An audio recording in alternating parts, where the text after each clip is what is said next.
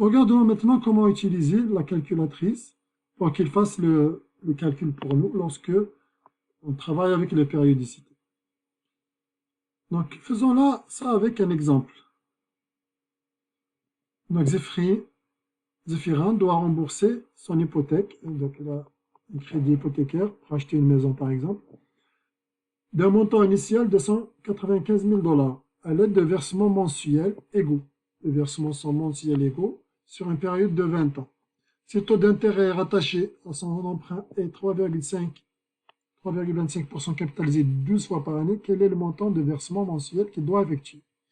Première des choses, toujours regardez le taux d'intérêt. La période de paiement, c'est chaque mois, versement mensuel, donc chaque mois.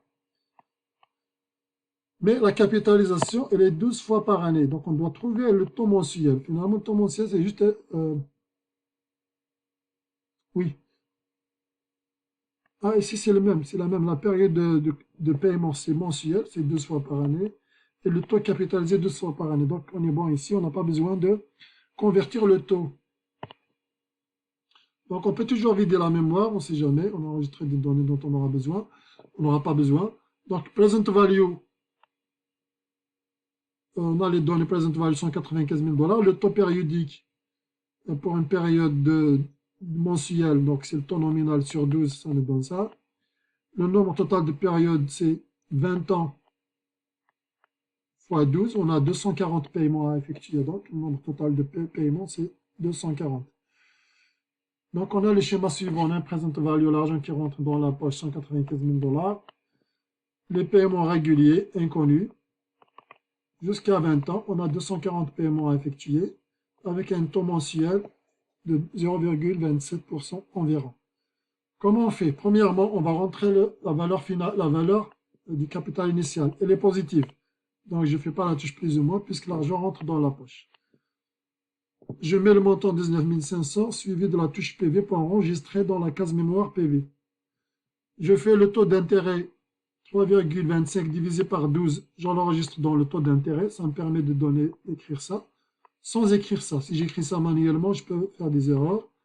Je mets le taux qui était donné 3,25 sur 12. Je fais 3,25 sur 12 et je fais I pour que le résultat soit enregistré dans la case mémoire I. Le nombre de périodes, on a dit, c'est 240. On l'enregistre dans la case N. Maintenant, on veut les paiements. Je fais Compute Payment. Ça me permet de calculer les paiements et vous allez voir que c'est 1106,03 $. Donc, on peut bien sûr utiliser la calculatrice financière pour calculer les paiements sans passer par les formules. Il suffit d'entrer correctement la present value, correctement le taux d'intérêt et correctement le nombre de périodes. Donc, les paiements vont être 1106,03 $. C'est des paiements mensuels pendant la durée de prêt qui est de 240 mois, c'est-à-dire 20 ans.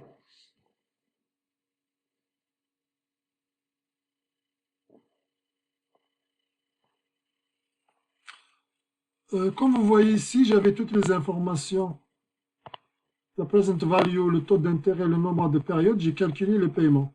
Compute PMT. J'aurais pu enregistrer le paiement, le nombre de périodes et le taux d'intérêt, et je peux m'intéresser à calculer la present value. Comme je peux enregistrer la present value, le taux d'intérêt et les paiements, je m'intéresse à trouver le nombre de périodes, etc. Donc avec la calculatrice, c'est beaucoup plus facile. Trouver n'importe quelle information qui manque dans la formule.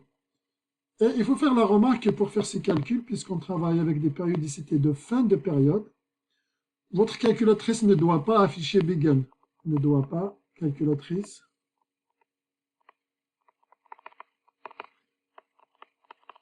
Ne doit pas afficher.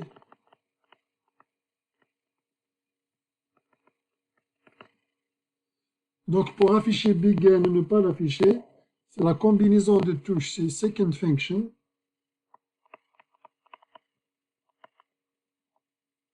Et Final Value. Second Function, Final Value.